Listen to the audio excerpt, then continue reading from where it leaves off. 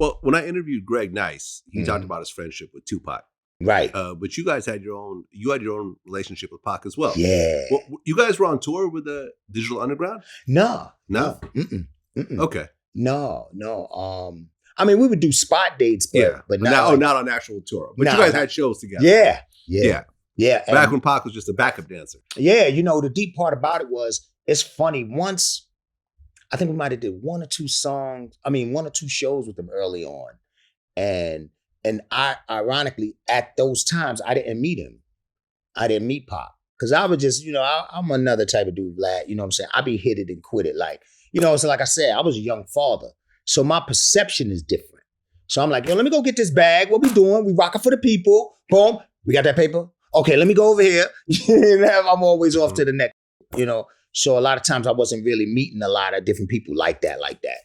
And actually, I met Pac in WBLS. That's the first time that we really, really talked, And it was amazing because we had just did an interview with Wendy Williams. And when we came out of her interview, he was in the lounge area. So he, Pac always had energy. So he just jumped. He was like, yo, what's up, man? My name is Tupac. So he gave me a pal. And he was like, he said, yo, man, I'm coming out with this movie. I'm an actor. And I rhyme too. But I'm coming out in this movie called Juice. So I was like, well, he said, and I said y'all rhyme in the record. So when he said it, everything just like, I was like, huh? Like, what did he just say? So he said, yeah. And so when you see Juice, there's a scene when he comes around the corner and he's going, Dizzy Gillespie plays the sax. Me, myself, I love the max. That's for my song, Funky For You. And so long story short, but I felt his energy. So long story short, he did his whole interview and we were still in WBLS kicking it, and I done fucked around and ordered food. I used to do that kind of shit, like, yo, who wants a pizza? You know what I'm saying? We just, bugging out. And then we got a chance to talk after that and we chopped it up. And it was funny because after that interview, we were kicking it. And then we got down to the lobby and he got a page. And I guess it was his agent or whatever. So right after the Juice interview at BLS, he got the call to audition for Poetic Justice. So when he went and he checked his page and he made the call and everything, he walked back up to me and he goes, yo, Smooth, man. He said, I just got a call for audition with Janet Jackson. And I was like, word? And he was like, yo, hope I get that shit. You know what I'm saying? I was like, you gonna get it? You gonna get it? You know what I'm saying? Boom, boom, boom. And then one thing led to another. We always stayed in contact, and then we just developed friendships, and then we just had some times with Pac, man. Well, great times. Weren't you there when that brawl happened? Was it the Comedy Store in LA? Yep. With Treach? Yeah. Pac and was it the Rollin 60s? Yeah. I didn't know it was the 60s at that time. Let me tell you, this shit is so crazy. Oh my God. All right, check this one out. Shout out to Treach. I love Treach. Like, this shit is so crazy. Like, I had another separate relationship with Treach too, right? So by the time him and Pac clicked, it was just like, it was one happy family. So they were like my younger warrior brothers. That like, cause for whatever reason, they knew my energy. They knew it was real. They knew it was real in the field, but they could never, how would you say, they would never go for nobody fucking with me. So they would just come up to me and just ask me like, yo, Smooth, you good? And I was like, yeah, I'm good. All right, make sure, man, take him off the head off. I was like, I love that. Nah, we good. Come on, y'all, let's have some fun. Right? So me and Pac, we used to talk, and we used to have deep conversations, and we talk about women. And one time we was in this club, and Pac said to me, and I'm gonna get to the Comedy Store joint, but it was the point just on how the level we were. One night, after Poetic Justice comes out, we in the Glam Slam, this club that Prince owned at that time out here. Long story short, we in Glam Slam, and all these girls start crowding him and whole. And he goes, they bugging on him.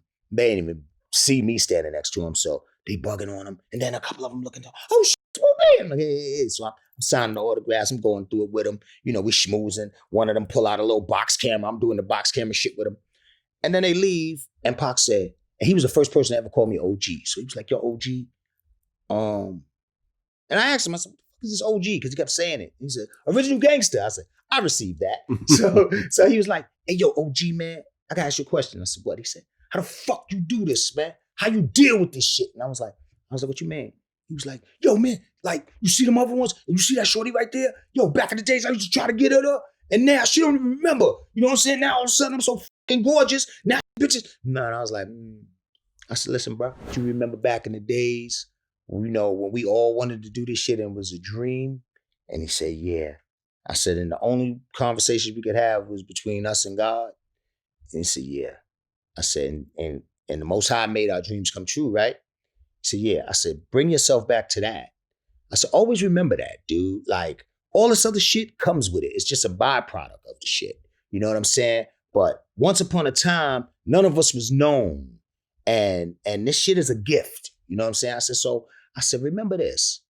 Real love and fake love is still love. And he bust out laughing and said, Bubba, you a crazy motherfucker, bro. So now fast forward. He gives me a call on this particular day. This is the night. This is the day actually that Comedy Store thing was going down.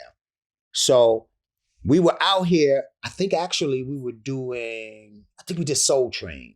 We had this Soul Train. That's what it was.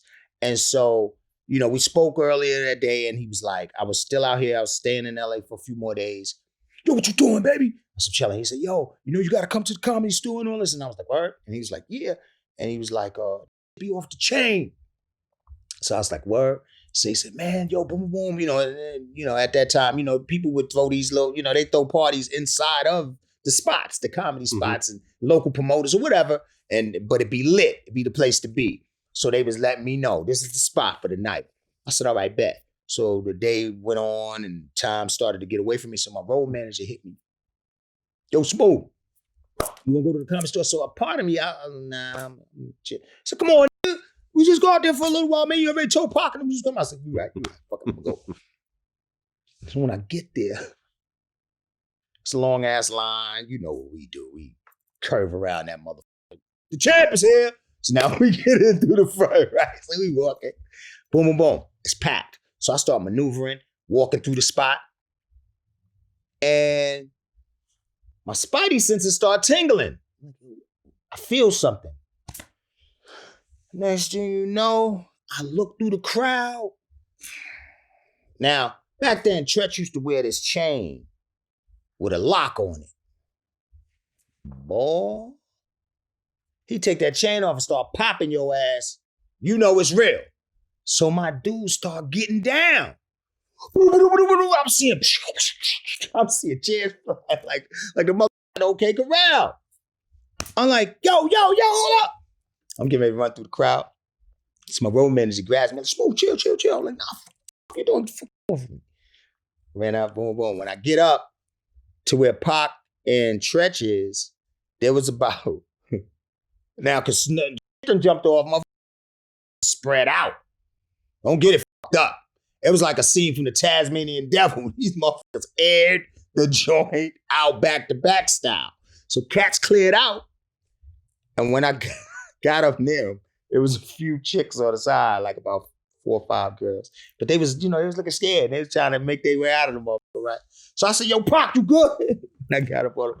Pac, you good? He turned around and said, oh, yeah, I'm cool, Smooth. Get the bitches. That's me too. Get the bitches. I was like, yo, you stupid. But yeah, that part. Yeah, I think Faison Love was there. Oh, yeah? Yeah. I have an interview that we did with him, and he's talking about how he saw Pac and Treach fight 600 people. Because back then, we were all, everybody was, only person you would see Pac with was Treach before he went in. Him and Treach whooped off 30 niggas at the Comedy Store when Eddie Griffin was on stage. I heard about that, yeah. I was there. Oh, you were there when that whole fight happened? I was there. It's a Comedy Store. What was that fight? What was that fight over? I don't know. They just start fighting chairs and shit. I'm in the back, me and Chris, like, what the fuck is going on? Yo, dude, listen to me. They was back to back tearing motherfucker apart. That shit was real. Right. Didn't the police show up and there was like a shooting and all types of other shit? Man, all I know is once my dude said, get the bitch, Come on, Pop. Yo, call the ladies. Ladies. I just put the smooth shit on them. Like, I put the smooth hand on them. Ladies, you don't have to worry about nothing. Then, we breezed up out of there. And that's what, we just went back to where we were staying. And we would always do shit for each other. So I got you. I go to the front desk, just get a couple of sweets. Like, yo, get these joints. And hand them keys. They be like, what's this? I'm like, go upstairs, man, do your shit. They be like, fucking smooth. It's fucking smooth. You know what I'm saying? So I'm like, come on, man. But I don't know what transpired after that, but I know damn well we got the fuck up out of there.